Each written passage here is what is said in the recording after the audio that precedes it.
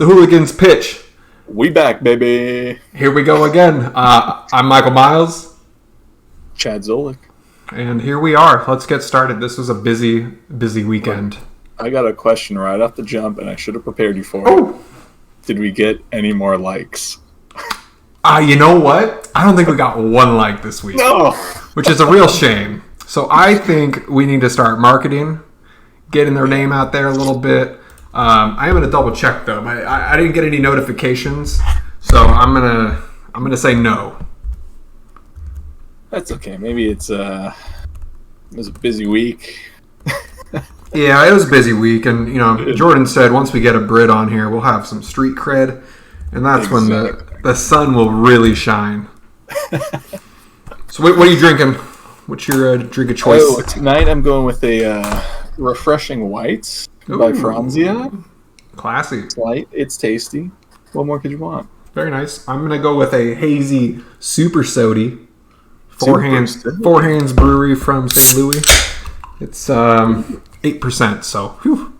Oh, okay. I will feel it because I was out in the sun all day.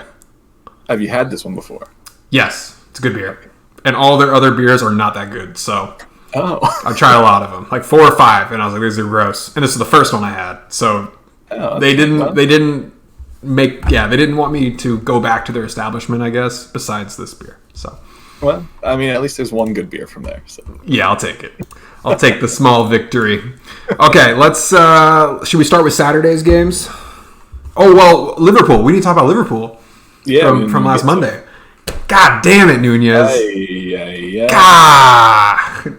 Look, I mean, there's already been a lot that's come out about his short temper, like especially Suarez. I don't know if you saw, he came out and said like he reached out to him. Yeah. So he's gonna have to learn quick because you're already a target now that you're like new in the league, but now even especially more where it's like Anderson didn't even really do anything to you. He was just like defending you hard and close and got you to blow up essentially. Like that's just going to be every single game until he gets a handle on it. You're 100% right. The target on his back is so big now, and Anderson was just living in his head rent free. Oof. Do whatever he wanted, and I get it. He was provoked. He's like, he knew. I think he knew he was going to get a red card on Nunez so early on, and that's why he acted that up. Obviously, it wasn't that big of a deal. I mean, it was a headbutt. I bet it hurt, but come on, that guy went straight back. I was like, what? Get out of here. And I bet it, because he caught him under the jaw. I bet he felt it, but man, dude acted like he got Mike Tyson KO'd. Oh my gosh. But like, look, I think it was one of those situations that just, while negative in that Liverpool lost Nunez, it like gave another spark to the team, because after that they looked much better. I mean, they even got the goal after that. Like they looked so flat before that, where just nothing was really happening. Like they couldn't break through, and I mean, I don't know that they would have got a goal had there not been this little spark of controversy, right? It got their adrenaline going for sure. I think it brought out like a holy shit moment. Yeah. And yeah, they started, putting up the pressure. It's a shame they're doing this so late. I guess it wasn't that late. It was second half, but it just, at that point, it's like, crap, you're down a man. You guys are tired. Where was this pressure in the beginning of the game where you're constantly in the other team's box? And even then, you're playing at home. It's not like you're playing away where it's like, okay, come out a little more cautious because you don't want to be on the back foot right away. But like, you're playing at home in front of all your fans. Like, you should have been going for blood from the start. Is Zaha not a beast or what? That guy just honorable mention, great. But damn. Yeah.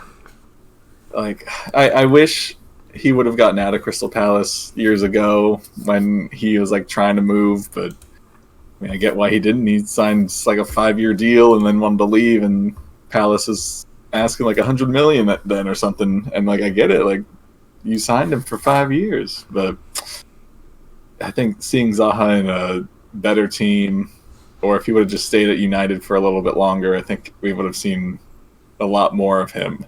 He's 29. So the next team he goes to will have to be gearing up. If he wants to win and be successful, they have to be gearing up for a big Champions League move. Yeah. But he's like, I could totally see PSG coming for him if Mbappe leaves next year, which Mbappe and that whole situation seems so rocky after this week. I don't know if you read the news on that.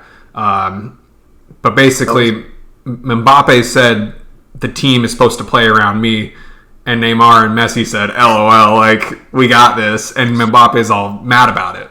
So it's rocky terms right now, and I could totally see them going for Zaha. I mean, he fits like he's not. You don't want Zaha to be your best player, but if he can be like your third or fourth best player, I think that's where you want to be. And Crystal Palace, I think he is their best player, and that's why they're always middle of the table. Yeah, I mean, just looking at his at least transfer market, what they say about his contract, like it expires next summer. He'll be 30 when it expires. So, like, I mean, 30 is not that old, but, like, in sporting terms, it kind of is on that later end of the career. 30's not that old. We'll agree on that. We'll agree on that. But, like, I mean, yeah, I think it'll have to be, like a PSG or... I don't know. Maybe you could do like a Italy sort of thing, or something like that, where it's like you're leaving on a free. Probably you're not leaving this summer. You're not leaving in the winter, I'm sure. So, do you think he fits what Chelsea needs?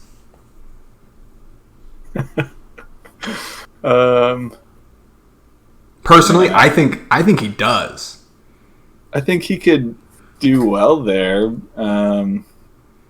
It's so hard to know with Chelsea. Like, they always seem to have like a lot of really good parts, but then it sometimes works wonderfully and other times just like doesn't work at all. Would you want Sterling and Havertz as your top two? No. I mean, their scoreline said that explicitly today.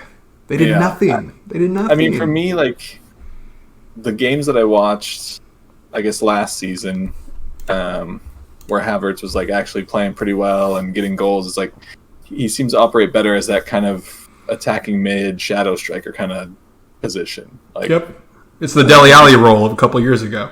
Yeah. I don't think he's really like definitely not like a main striker. Definitely not even really the false nine. Like, he can connect some plays, but I think he is just better on that late run into the box, just pick up on the loose ball or the guy that someone forgot and he's open for the cross, something like that. But like, so I mean, I guess you could kind of use Sterling with that, but I think you still need an actual striker up there.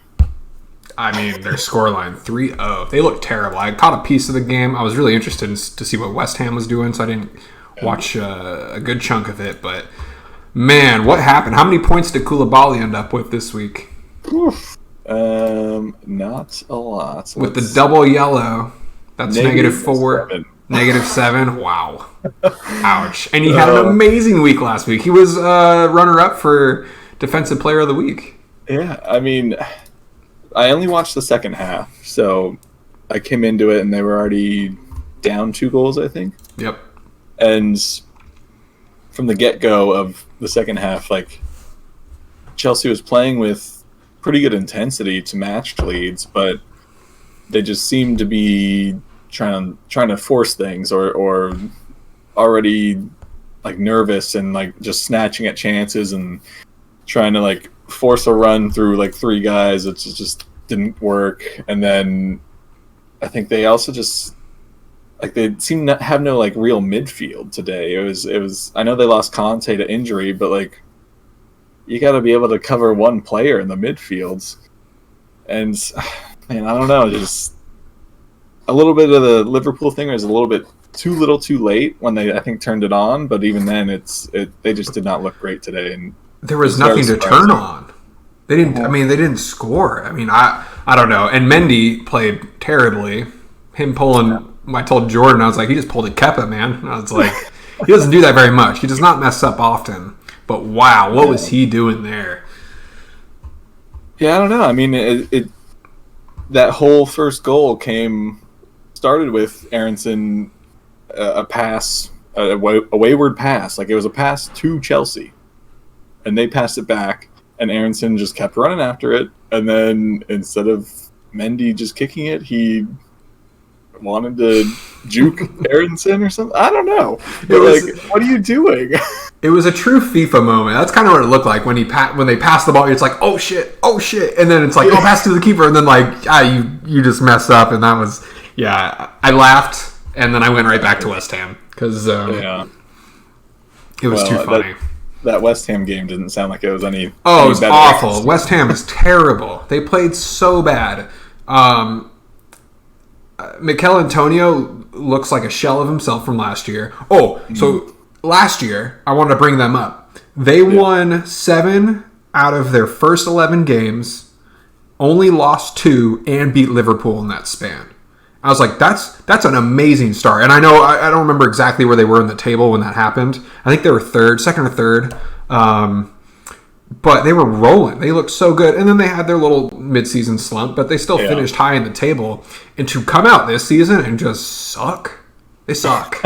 They're so bad. I don't know if the commentators during the match mentioned it at all, but they still have not scored a goal in the Premier League this season. I thought about that because I was looking at stats and I was like, Bowen hasn't scored, Susek hasn't scored, Mikel hasn't scored. Just looking in the fantasy league, like, look at the points of the West Ham United players, and they're all. Oh, read them to me. Hit me. I haven't looked at them. So Fabianski's got 10.5. I imagine he scored a lot today. We'll have to see today. But I mean, compared to everyone else, he's at the bottom end for the keepers. Really? Is he bottom? Yeah. Is he last? No, last. I mean, Alisson's got to be last. Yeah, he's last.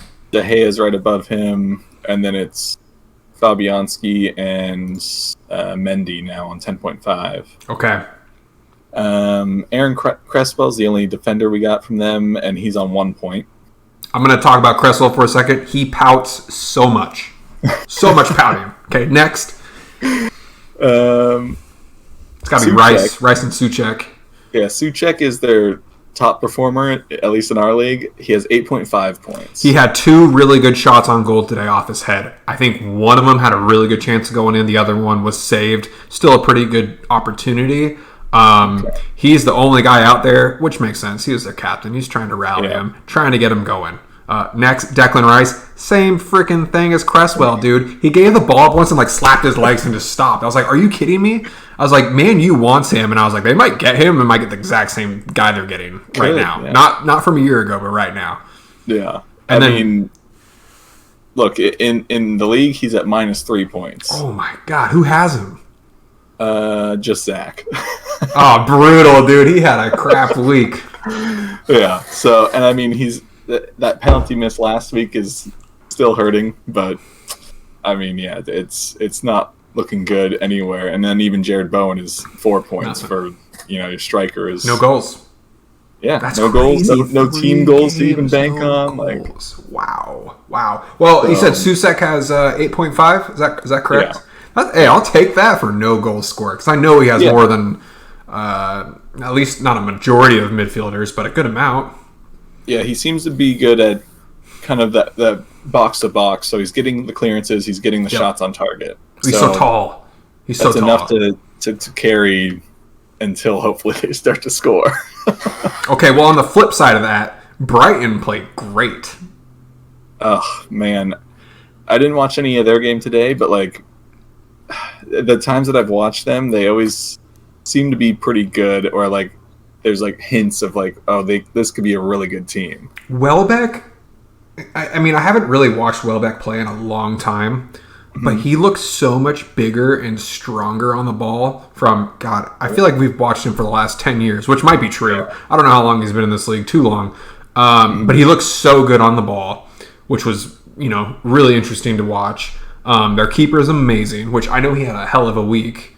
Yeah. You get 12 or 13 points, something like that. So, yeah, and I think only Sammy has him. At least that's what my memory is recalling. And then Dunk. Sufi as well. Sufi has him too? Yeah. Okay, and then Dunk was just throwing his body at shit. I don't know how many blocks he had, because sometimes I realize like they don't count a block if it's not like coming off a shot or something, and he was just throwing himself out there.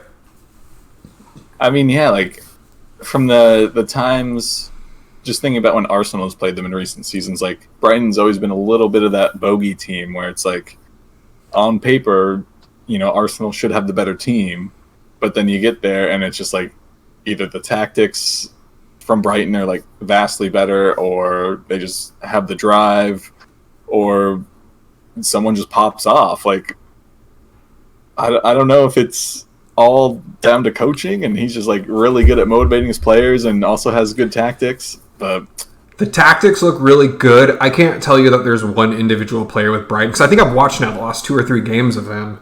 Not one player is like shining, but they're all super well-rounded. So they played great. West Ham played shitty. It could just be who they're playing. And they're just playing really bad, and they're just playing average. But they're making them look good. Let's just go recency bias, because we're going like backwards Sunday to Saturday. Let's talk about City and Castle. That was a great game. Holy shit. That was amazing. Look, I was watching the game and went into it thinking, Newcastle's at home, they might grab 1 goal, but like it should be City the whole way. I'll admit to you, I didn't start watching it because I was like, probably a blowout. Yeah, like it would be expected. But then like as we're watching it and like everything is unfolding, and in my head I was like, is this like the start of a new rivalry? Because like Newcastle has a lot of money now, so like eventually they're gonna get a lot of names. And I feel like just it might be the early stages of a rivalry. Like it just had that kind of vibe to it. Saint Maximum is super fun, super likable. Holy shit, is that guy fast? Yeah, I think now like tactically they're looking better, because I feel like for the longest time it was a little bit Crystal Palace-y, where it's like he was their best guy, feed him the ball, let him run down, try and dribble through people. Oh, he can't. Okay, that's it. Game's over. But now they seem to be a little more balanced, and just like I guess more cohesive team now. When he's running up with the ball, I feel like he has this gravitational pull where defenders are coming to him, and then he's just able to pass it off to whoever he wants by the goal. Yeah, because of his speed, because he's so freaking fast. Yeah, I mean that's the thing. Like they played on that counter, and City just couldn't handle it. But to City's credit. Now, hang on. Let's talk about the good things City did, because here's what got me. I think I started watching around the 50th minute. Is that when Newcastle got their 3rd goal? It was somewhere around then. Trippier scored the free kick. I was like, okay. I was like, it's 3-1. I was like, oh, I'm gonna watch this. Like, I'm gonna see how this ends. Every team, I swear, when they get a lead on Man City, they're like, we're going chill now. Because, we got this. And Man City flips this crazy switch, and they're like, oh, they just let their guard down. We don't have to worry about defending anymore. And they just go all-out blitz attack. It's like the teams that keep this pressure, this attacking pressure up, it's almost like City doesn't know how to deal with it, because they don't deal with it very often. Mm-hmm. As soon as teams just bring it down a notch, City pounces. And they did so fast. That happened so fast. And I mean, I think I wouldn't be surprised if that's something that Pep is like, especially this season, really trying to instill in them, because like last year in Champions League, City should have won that game against Madrid, but they let their foot off the gas or drop their level a little bit, and then Madrid just snatches it from them. It's crazy.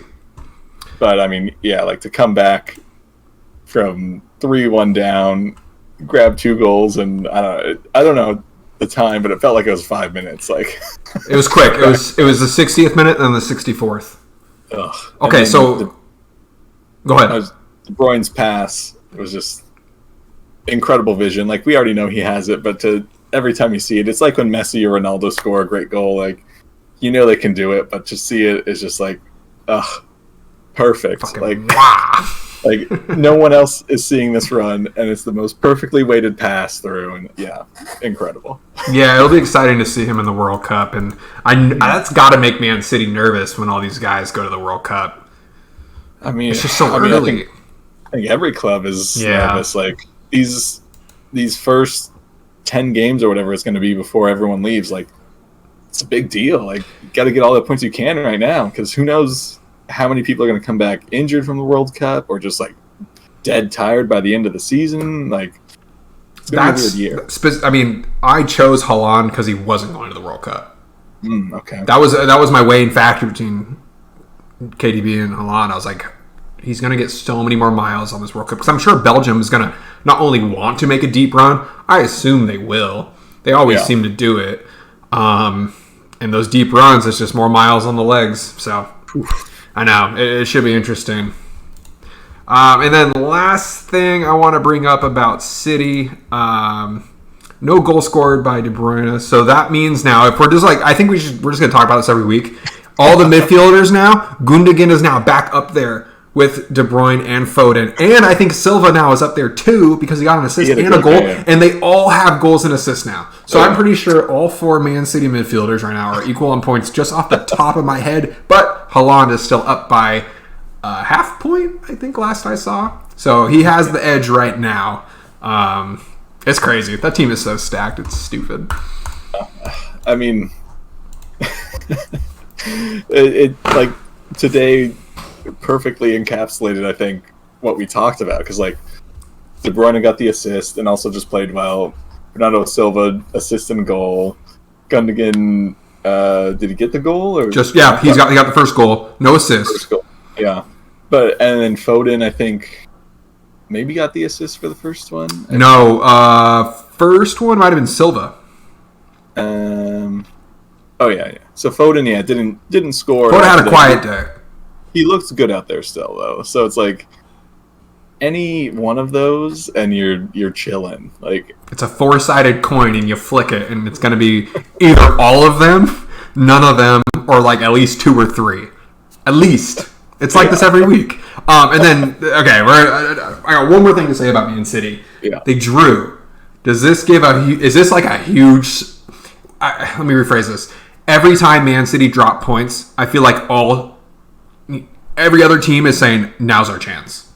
So tomorrow's match for Liverpool, if they don't win this, oof. Yeah, you have to think. It's really, it's Liverpool, Man City. Like those should be the top. Is it right? I think so. Like, why not Chelsea? End of the season, I mean, seeing how they played today, I don't know. Yeah, that's true. I should hit recency, but Tottenham, they're playing pretty good too. Yeah, I mean Arsenal, which we'll talk about in a second, but I'm not trying to get ahead of myself. But like, I guess like it could be any team, but especially Liverpool right now. Like they've had a rough start to the season, and here's your first like not handout, but a lifeline back to competing for the title, right? Is this a bigger match for Man United or for Liverpool?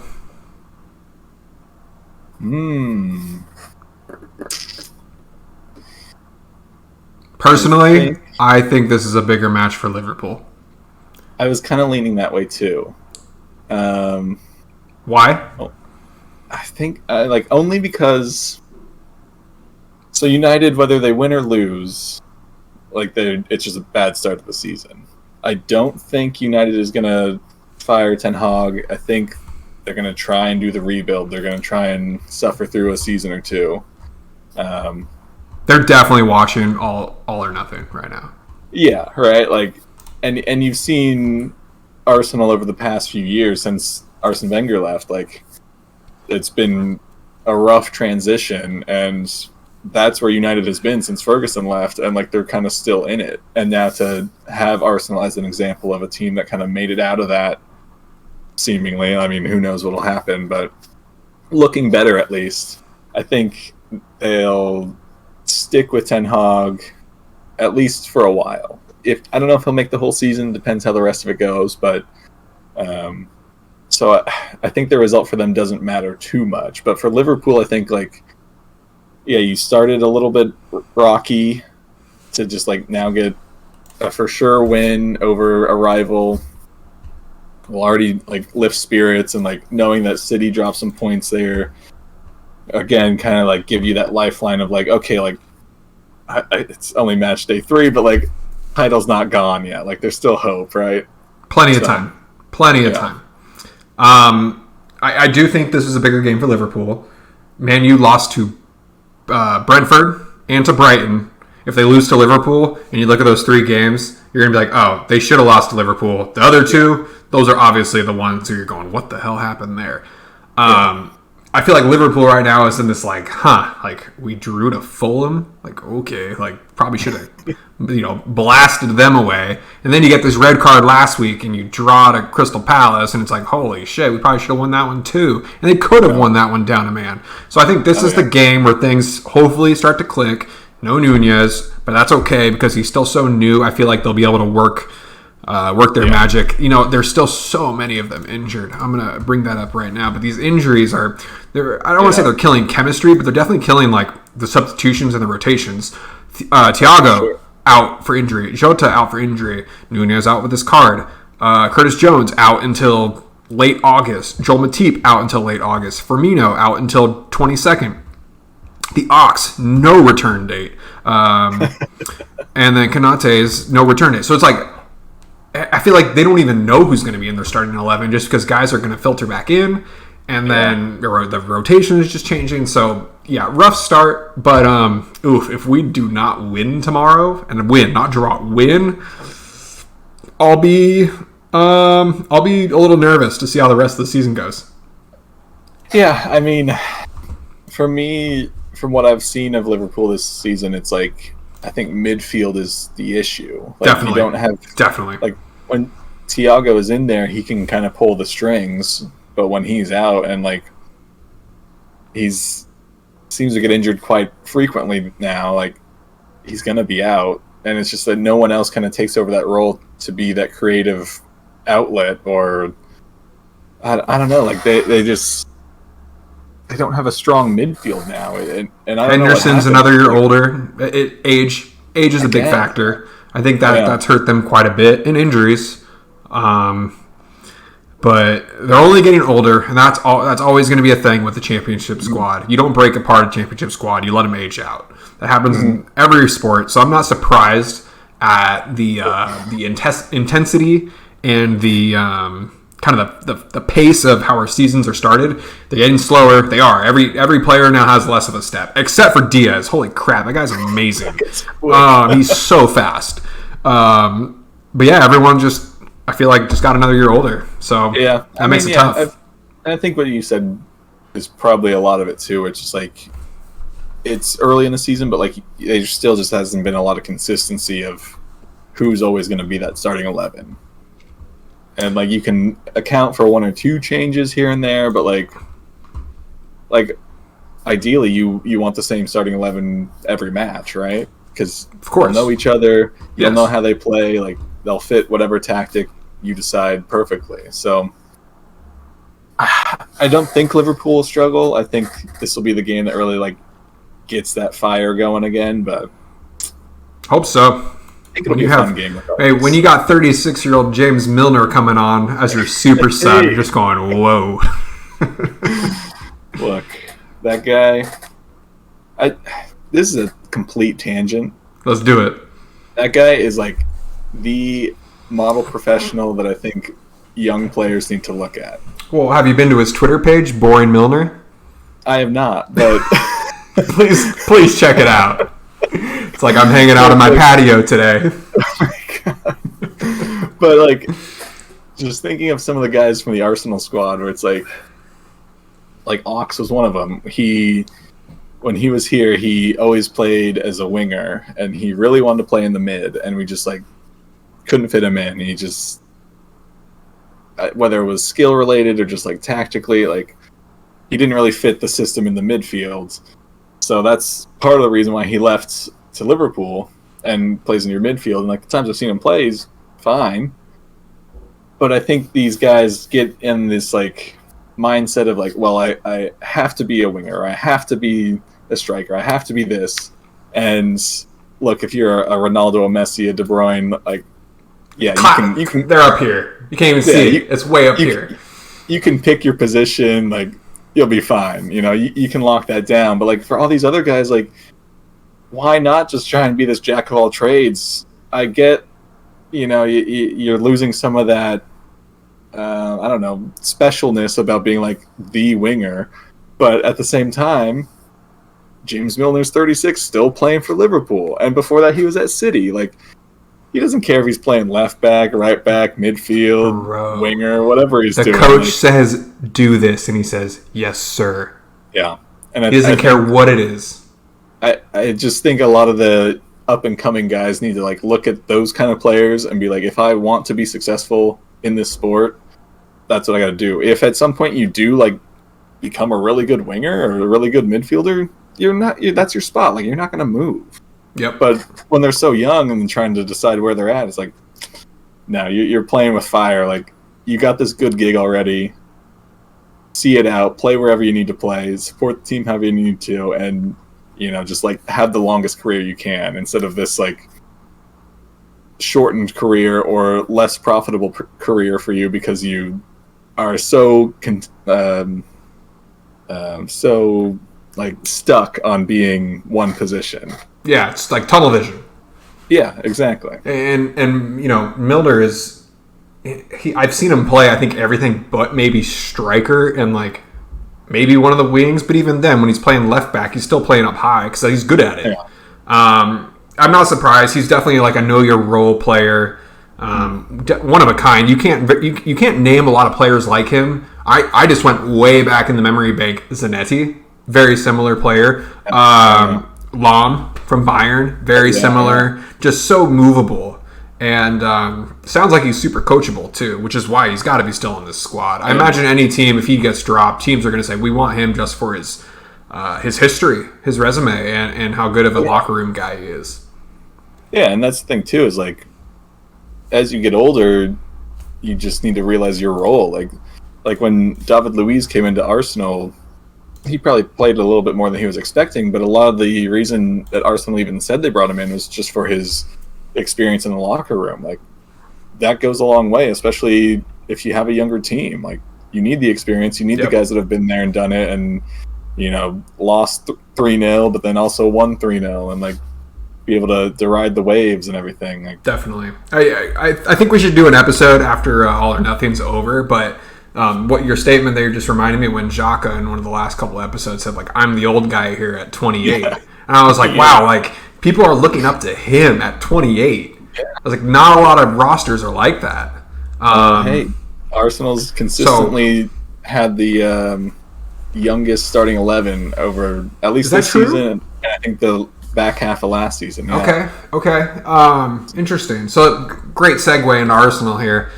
You got to be feeling pretty good. We're top of the league, baby. Yeah. I saw Sammy's stop the count. Now, do you recall the last time they were top of the league? Poof.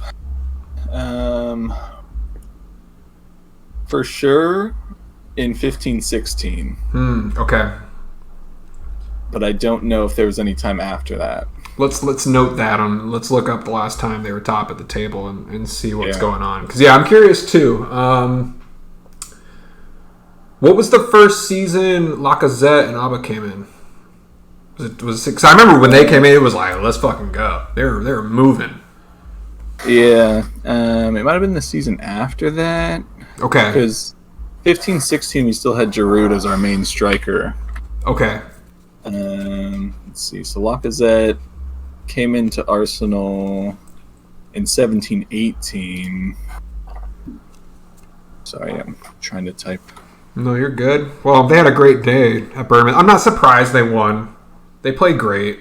No, it was expected, but there's still that part of me that is always a little like cautious. Sure, especially against the teams that they might not come out for. Yeah, that's been a thing with Arsenal for the longest time, where it's they know they should be winning, should be better, and don't show up, and then they get stomped, and that's how you end up with the Arsenal squad that we had, where it's just everyone was fine. You had a few better players, but like no one was great. Well, I live with an Arsenal fan now, so My days sorry. are, oh man, let me tell you. I was daydreaming, just like sitting on the couch. I was like thinking. Kristen walks by me. She goes, "What are you thinking about?" I was like, "Oh, nothing." And she goes, "Are you thinking about who Arsenal play next?" And I was like, "Oh my god, this was today. The game was yesterday. We're a full 24 hours away from it." She's bringing it up. And I was like, "Oh no, like what did I do?" Yeah, look. Hey, but you know what? It could have been worse. We could have started with all or nothing Tottenham season. Oh. And she could have became attached to them. That close. That close. Yeah. So, you know what? Everything happens for a reason. We'll let this go. I don't know who her favorite player is. I'm going to find that out. But it'll come with time, you know. Yeah, she's, it is a bummer. She's watching right now and she sees players. She doesn't know who they are. So like she's like, I don't know who that is. I'm not attached to him. And it's like, oh, okay, like, but you know who that is? And she's like, yep, that's Saka. And I'm like, dang, it's happening. So she got a kit yet or not yet? She's definitely probably going to think about it.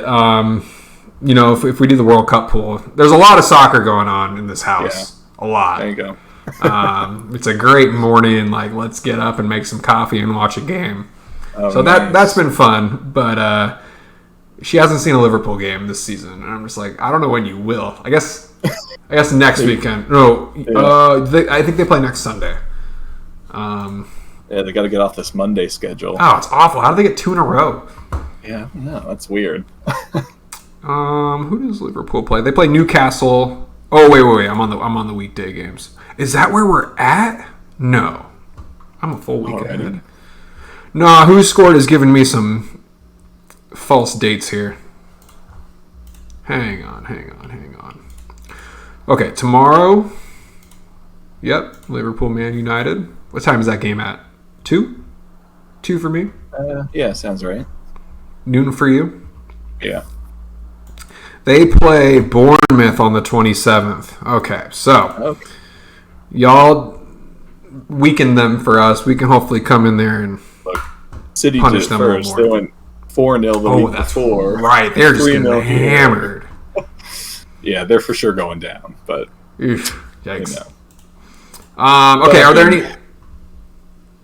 Look, I was just gonna say that the game itself was a fun watch. It was one of those performances where it felt like.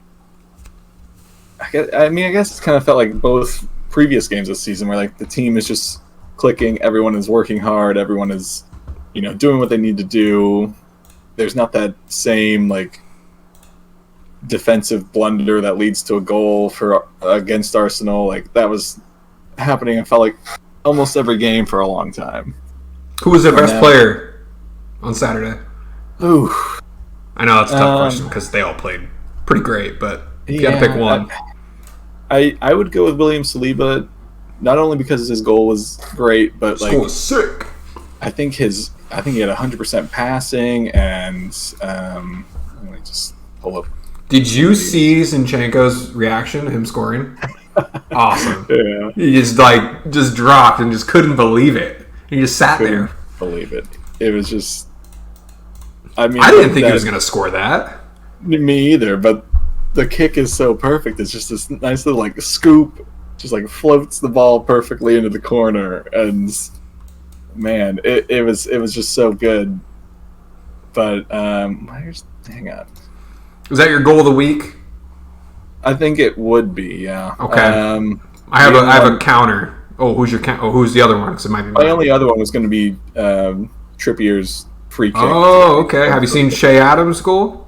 I did see that one. Yeah. I thought about that one too. Pretty sick. That was pretty sick. I was pretty hyped when I saw that. Yeah. Oh, that was cool. Smashed it. Yeah.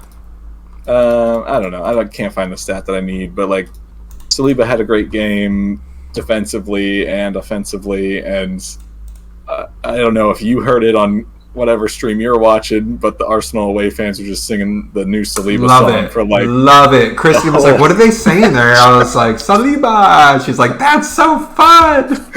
Oh my god, it was so good, and like, I get it. It got annoying, but that I feel like just made it better. Right. He loved it. He was smiling the whole game or after the game.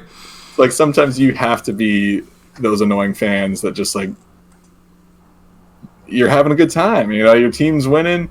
Your defender that you're already excited about just scored a great goal. Like, I hear they're still singing it right now. I'd believe it. I didn't hear him stop. I mean, yeah, especially like in everyone's head that even was at that game or watched that game. I'm sure it hasn't left because it's catchy. It's got to be stuck in my head now when I'm making dinner, I swear.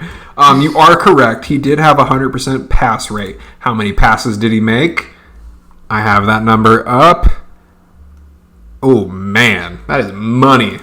73 out of 73. Yeah, see, that's and they are peppered. It is peppered around the heat map. Wow, good for him. Damn, next best, man. We did good with our next best. We did real good. I'm pretty sure they're winning, right? Yeah, I think they still got the lead. Okay. It's definitely gotten closer. Yeah, they're at 152.5. Alistair's at 150.5. Oof, killing it. Should have. Why didn't we discuss this before the season started and just make it our squad? Yeah, seriously. Oh, man. All right, let's look back at Saturday games. Honestly, I covered kind of what I wanted to talk about. All the other games were okay. Tottenham, Wolverhampton, boring. Kane, again, just poaches and finds a way. Yeah. The only thing I'll say on that is, like, Wolves definitely looks like the better team for the vast majority of that game. Yeah, I agree. But just, like, couldn't put it away. And I mean, yeah, you would expect Kane or Son at least to grab a goal somehow, somewhere, and yep, there you go. Yeah, it happened. I watched Everton and Nottingham Forest. Oh, man, it was so boring up until the 80th minute. It was, like, so hard to watch, but I was like, it's like either this or Fulham and Brentford, which, I going watched back. that one. I was like, I should Man, have. what an ending. I don't know if you saw, I don't know exactly who scored the goal. I'm going to open it up, but I don't know. Do you know Mitrovic's celebration? Oh. Did you see this? Did you see it? Yeah. I saw this.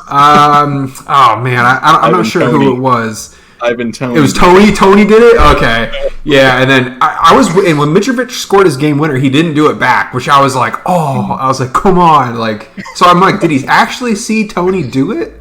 I don't know. Yeah, maybe not. Maybe he didn't see it, because I would have been petty, and I would have, like, looked at him and done it. You would think anyone would. All right? Especially Mitrovic. He's kind of a punk. Yeah. Like, if you're going to take my go-to celebration and do, like, mockingly, and then I scored a little bit after that, of course I'm doing it back to you. So yep. He either hasn't seen it or he's calmed down much. Like maybe. I don't think so, though. So my thought on this was his game winner looked identical to when, not positioning wise, but just the type of goal he scored was the same over Trent Alexander-Arnold, except the Brentford defender actually, like, kind of contained him, but it looks like he's grabbing, like, almost their shoulders to get a little hop. And that's how he's getting so high over them and then just banging these headers in. Okay. I want someone to sub him in so bad. Just do it. Someone do it. The guy, whoever has Jared Bowen, put Mitrovic in. Look, you're just going to call someone out right now? Yeah, I'll call someone out. Who is it? Who has Bowen? It's Glenn. Come on, man. Or, look, even better, Zach is still riding the Jadon Sancho train. Oh, man, Zach. He could be so much better. Get on the Mitrovic train. I'm going to tag him in this, when we upload it, I'll tag these little time frames. Because I feel like we've ripped on him twice now, so. Yeah. These West Hams and these Man U's, it's not looking too bright. Yeah. And then the other game, Leicester-Southampton, not that exciting. Don't know why Bednarak didn't play. That sucks. It's Leicester being Leicester. They took the lead and then just, like, shut down. And you know, granted, there's some substitutions in there, but, like, you're going to let Southampton get 2 goals on you in the last almost 20 minutes of the game? Like, I don't think they should ever take out Vardy. I think Vardy, even if he's tired, I think teams are just... If he doesn't act tired, I think teams are scared of that run he's going to make. Because it really stretches out the defense. They're, like, kind of pocketing him. And then once he was out, that's when they scored the 2 goals. Right away. 3 minutes after he got subbed out. Goal. True. And I think they just moved the whole team up because they didn't worry about getting burned on the back end. I mean, yeah, that's a good point. It probably plays a lot into their tactics. Once Vardy's out, like you said, it's not many other guys are always looking to make that run behind, especially on Leicester. So, everyone force up, we'll play in their half, and there you go. You got 2 goals out of it, and one of them's a side scissor kick banger. Oh man, that was sweet. Okay, I got 2 more topics that I want to talk about before we dip out of here. First one, which coach is more likely to be let go after week? What are we on? Are we on week 3 right now? After week 4, 3, yeah. We'll go on week 4. David Moyes of West Ham, Brendan Rodgers of Leicester, or Ten Hag of Man U. And that's kind of I know you're not going to say them, but if he loses 4 games in a row, you got to think about it. You got to. Because I remember last year when Arteta lost the first 3, people remember that YouTube video of that Arsenal group? They were losing their shit. Oh, yeah. After 3 games. So I can't imagine Man U supporters after 4 games in a row of losing. Well, that's just where my head's at. For United supporters, it's already kind of turbulent anyway, because they're really at odds ends with the ownership, and now the team is not performing, so there's no good angle for a supporter right now. So if they lose to Liverpool, I think it'll be okay, but just looking at the game after that, it's against Southampton, so that's the one. Yeah, if you lose to Southampton, now you've lost 4 in a row. I would like to say that they are trying to actually do this rebuild, but I mean, I guess at a certain point you do need to see some progress. This is tough. But he's got to be. I mean, if he loses 4 in a row, because West Ham has not won. Correct me if I'm wrong. Has Leicester won? They've drawn once. So they haven't won. So none of these coaches have won yet. So if they're they haven't got a win by week 4, man, I gotta imagine Rodgers is out first because of his tenure. So my only saving grace for him is that Leicester has literally brought in no one this transfer window. So it can kind of play into his favor, where he's just I'm doing with what I can with what I got. True. But so I could see him sticking around because of that. So is it Moyes? Is Moyes on the hot seat? Because he has brought in some people. His team was amazing last year, and they lost that spark out of nowhere. That doesn't just happen. You don't sit top of the table all year last year, and then this year don't win a game until week 5 at minimum. I think especially if they don't score a goal, and man, everything is falling apart. You gotta go. Do you know who they play next week? Let me look real quick. Yeah, let's bring it up. So they got a UEFA Conference League game in the middle of the week, and then they play Aston Villa. Nah, that's a coin toss. That's a coin toss game. Because Yeah. Ashton just lost, so they're looking to bring it back. Yeah. Okay, so if you had to pick one, who's it going to be? If I had to pick one to go first, I think I'd go David Moyes first. Do you think it could happen if they don't win another game this next week? Do you think it could happen? Honestly? Because I do. I think one of those 3. I think one of those 3 are going to get fired, and David Moyes would be my pick.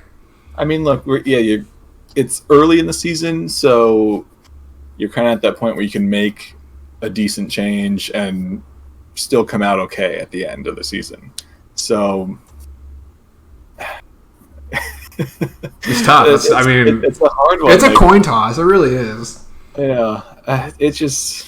All right. Well, let's bring this back up next week. Let's not forget this. Let's bring it back up next week after next weekend's results, and we'll talk about it again just to kind of see. And maybe there might be another coach coming in there. I imagine if Aston Villa don't win another game, Gerrard's on the hot seat. If Everton don't get their shit together, Lampard might be on the hot seat. There's a lot of teams that are not performing.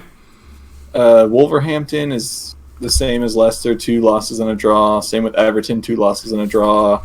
Liverpool 2 draws. There's no way. There's no way Klopp is leaving that club. He would have to leave before the club tells him to leave. Oh yeah, for sure. Okay, then last question. The Glazers who own Manchester United. Do you think Elon Musk would be a better owner than them? Not at all. You don't think so? Not at all. I think the Glazers try to run Man United. I think Elon would get the right people to run United. Okay, yeah, I think in that respect it would probably be better. But like the more we learn about Elon Musk as a business owner, he's just all about the money. Like he's no different than your, Jeff Bezos sort of. He'd thing. probably flip them next year for like an extra bill. And that's the thing too, is like if you have Elon attached to anything, there's this like weird risk that he's going to say some out-of-pocket stuff. And I'm not saying it should happen. I'm just curious. After that tweet, I was like, wait a minute. Yeah, I was like, but could they be better if he's the owner? Could they be better? Maybe. My answer is maybe. I don't know. I wouldn't want it to. It's not worth the risk. No, I mean, I think United fans would probably want someone who is at least in like the sports ownership world, so they like have an understanding coming into it. Now, like you said, Elon could come in, buy it, and hire the right people in the right positions, and it's fine, and just kind of be that silent owner that chucks money at it. But like, I don't know. I don't think it'll happen, but if we entertain it that it would happen, like, I just think there's so much other like baggage that comes with Elon Musk these days that it might not be worth it from the club point of view. I agree. I mean, I would hope he wouldn't even look at Liverpool. If he looks at them, I'll be worried. That pretty much wraps it up for all the games. Is there anything else you really want to talk about game-wise? And coaching, just like news in general for the EPL. The last thing on my list is just choosing our players of the week. Yeah. Look, I'm just going to say it that if United get rid of Ten Hag, I think they'll look at Graham Potter from Brighton. Brian's not going to let him go at like this early in the season. Maybe next year. I can see it happening next year if they're like 10 Hag's out, but it's too early. And Brighton, are they like sitting top of the table right now too? Yeah, I don't think they'll let him go. If they do let him go this year, it'll be for like some stupid amount of money. But they're watching. He's performed well for the past few seasons, and tactically, he's looking good. He's looking smart in his setups and everything. And look, you need, if you're getting rid of Ten Hag, obviously things have gone even worse than they are now. So you got to try something else. And man, they just can't. Just either that, or I think like Pochettino comes back. That would be a surprise I'd like to see. I would love to see that. That'd be really interesting. I'm also very curious as to when the next time we'll say a positive thing about Man United is, because at this rate, we've shit on them the last two podcasts. After tomorrow, it could be a third. They just spent 40 million or whatever on Casemiro, so. And then Ronaldo said, "You know what? I'll stay." Yeah, I'm sure all because of that, not because no other club could afford his wages or didn't want him there. The only club I saw interested was Dortmund, and Dortmund's like, we just bought 4 new forwards. Why the hell would we want Ronaldo? Are you crazy? I'm gonna pop another one open just because it's almost dinner time. So I'm doing a two-hearted ale. It's a salmon beer. It's pretty good. Oh, look, fish related. You just went fishing earlier today. I drank this as I was fishing. I said, probably a bad idea. All right, Chad. Players of the week, offensive, defensive. Got any shout outs you want to make? Oh man! If you want to think about it, I'll start because I got my 2. Yeah, you can start. No one from Liverpool as of last Monday, so we'll look at the weekend. Zaha's my pick. I swear I'm going to fall in love with this guy by the end of the season. 2 goals. Crystal Palace dub. He played great. I mean, I don't know who else you'd pick besides that, my second on the list, if I had to like argue, was Bernardo Silva. He just played great today, especially for a guy who's not like playing full matches or anything. He just kind of comes in, does what he needs to do, and then end up with a goal and assist. It's like, psh, I had a good day. He said, "Yeah, he's like, I had a good day." He's like, "Don't transfer me, or maybe transfer me." I don't know. If teams were going to go for him, his price just went up a lot more. I'd say about 15 to 20% more just off of today, because I haven't seen him play like that in a while. Yeah, that's true. So those are my offensive. I'll do my defensive. Dunk, because damn, Dunk was sick today. I was like, that dude was awesome. And then Sanchez. So take your pick. I'd rather go Dunk. I like having center backs as the focal point. I think Sanchez, did he get more points than Dunk? I'm assuming he did, but I know Dunk was probably up there. Dunk 9.5, which is sweet for a defender. Sanchez with 12. So both really solid days. I do think Dunk was the better player on the pitch because he was out there, but Sanchez got more points, and this is a game of points. So those are my two. Who you got? Man, I think just after watching that City game, I'd take Nick Pope and the keeper. Like, he was always pretty decent when he was at Burnley, and like especially fantasy wise, got some good points. Yep. But like, I think it's more a whole team thing. But he's looking really good at Newcastle so far. I mean, even just going over the last 3 games, he was 6.5, 10.5, and 7.5. So like, if he can just keep that level of consistency, that's a good pick. Let's see, defensively, I just keep going back to Saliba, but like, he had a great game. He got a goal. Are we going to choose 2 Arsenal players in a row? We had Jesus last week, so I was like, I wanted to say Saliba too, but I was like, you know what? We had Arsenal last week. You all got your moment, but I get it. A little bias. I see it. Look, who else is out there scoring a goal like that this week? No. Trippier. You got to give him some cred. Yeah, his free kick is definitely good, and he even performed well. Oh, I guess we didn't talk about the potential red card with him. Oh, yeah. We can backtrack a little. Should have been red in my mind. I know some people said it was harsh, but like, yeah, intent was there. He wanted to kick him up there, and he kind of missed. Yeah, which is like a good thing that he missed, but yeah, I like kind of went back and forth on this because initially when I saw it live, I was like red card, and then I saw it slowed down, and like I was like, okay, well, like he didn't really catch him; it was just high. But then I was like reading people's comments afterwards and tweets about it and stuff, and it's like it probably should have been red just to kind of like keep. Not exactly like set the precedent, but like keep consistent with like any like sort of high tackle like that, whether you connect or not, is like obviously dangerous and reckless. So like, it was a reckless move. It was reckless. I think that deserved a red simply on that. It doesn't matter if you connect or not. Yeah, and that high up, like you're not playing the ball at all. So probably should have been a red. Surprised it was rescinded. I couldn't believe they took it back. I was like, wow, like, that's got to be concrete evidence for me. Concrete, like for sure. Hell no, not a red. And that was it was not concrete. For my opinion. Do you think when refs are told to go over and check the monitor and like recheck the situation, is there becoming a sort of a I don't know, like an expectation that now once you go there, oh, my call was wrong, so I have to reverse it? Because that seems to happen a lot, right? I don't think so. I think refs have a crazy ego power trip where they're never wrong. I think that's so that's why for him to change his mind, I was so surprised because refs have an ego. I mean, they got it. They have to have an ego over everyone there, else they're not going to be in charge. So for him to basically take a step back and say, my bad, like that's super rare. At least I think that in all other sports that I watch, that rarely happens.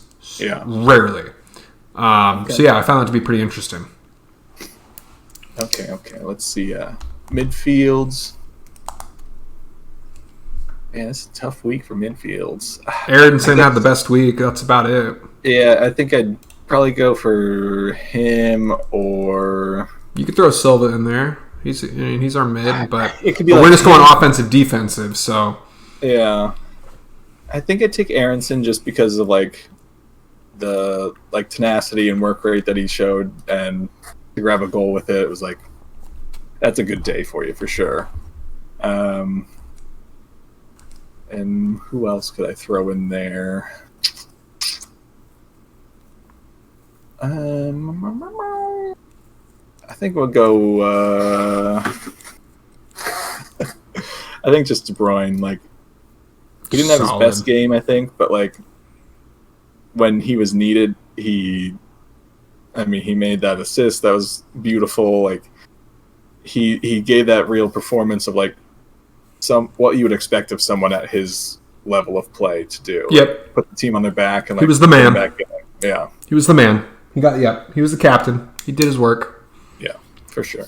I'm trying to think the best way we can go about this. Maybe we switch off every week. You choose offensive, I choose defensive, then we flip it back. Because we all have really good picks here, so it's really hard to be like, yeah, like for sure him. As I just look at point totals, I didn't realize Mitrovic was the best striker of the week, which is kind of crazy. So yeah, that's where I stand. So how about this? Do you want to do offensive or defensive this week? Look, I've been riding the SALIBA train. I'll stick with the defense. You're gonna choose SALIBA. It's happening. So SALIBA is your defensive player of the week? I think he's got to be. He's got it. That's cool. I mean, clean sheet, goals scored. Got an awesome new chant after you. That's pretty sweet. Yeah. It ain't a bad thing. The more I look at it, I want to choose Mitrovic, but I'm gonna roll with Zaha, man. 2 goals. Only player with 2 goals this week. That's hard. Ain't a win. If we would have lost, I'd reconsider it, considering Mitrovic got the game winner. But Zaha, man, he's just so freaking good. And he has a beautiful smile. Have you seen his smile? Pearly white. It's beautiful. Well, with enough money, anyone can. Yeah. But I like his. It's really big. All right, cool. So Zaha and SALIBA for our players of the week. Anything else you want to bring up before we get out of here? No, I think we wrapped up the week pretty well. I mean, you're headed to Disneyland tomorrow? Yeah, flying out. Woo. So I'll probably be able to watch like the first half of the Liverpool game. Cool. And then be a surprise when I land, I guess. I might do an emergency podcast with Jordan if things get bad. I might. If it's bad and I got a vent, I'm gonna hit him up. At least somebody. I gotta talk. If you're gonna be at Disney, I gotta talk to somebody. Yeah. Well, look. I mean, once I'm there, like, we're not going into the park tomorrow at all. So tomorrow night. It might be a 15-20 minute conversation or something where I can just hit record and be like, Chad, we need to talk. Let's hope it doesn't get bad, you know? Oh, we'll see. Okay. We'll see. If you need text updates, let me know. I'll be here stressing and sweating. Anything else for you? No, I think we're good here. All right, man. Let's wrap it up. Have a good week. Fly safe. Go pool, and I'll see you next weekend. Round 4. I can't believe this. We've done this 3 weeks in a row. Every Sunday. Yeah. That's crazy. Look, I'm just hoping Arsenal stays top of the league. So. Oh, all right. Well, okay, next week we'll bring up what coaches are still here. If Arsenal can hang on to the top, and if Man U and Liverpool can get their shit together in one way or another. We'll find out. Good boy. All right, Chad. We'll talk to you later. All right. See you later. Hooligans pitch out. Woo.